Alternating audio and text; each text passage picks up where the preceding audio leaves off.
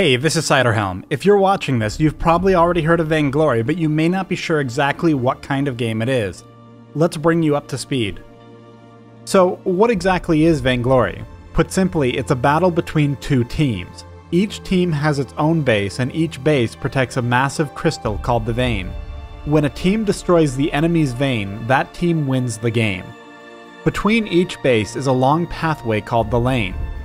Each team has constructed powerful structures that defend their half of this lane.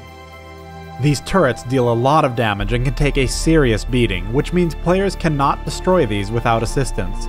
But these must be destroyed before teams can push further towards the enemy Vein.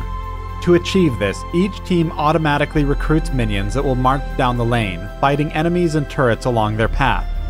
As each turret is destroyed, your team will move one step closer to victory, eventually leaving the Vein defenseless. This is Vainglory at its simplest, but there's so much more than this. This is a multiplayer game where you're playing with and against real people. You and your allies will each control powerful heroes with unique abilities, and at every step of the way you'll make decisions and get into battles that determine who is able to push for victory.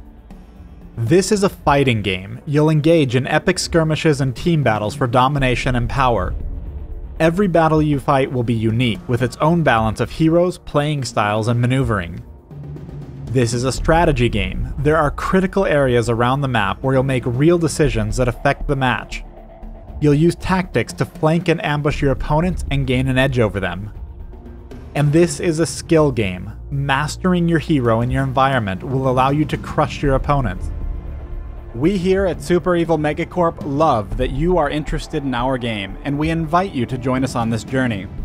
Be sure to look for Vainglory in the App Store when we begin our global rollout in October 2014.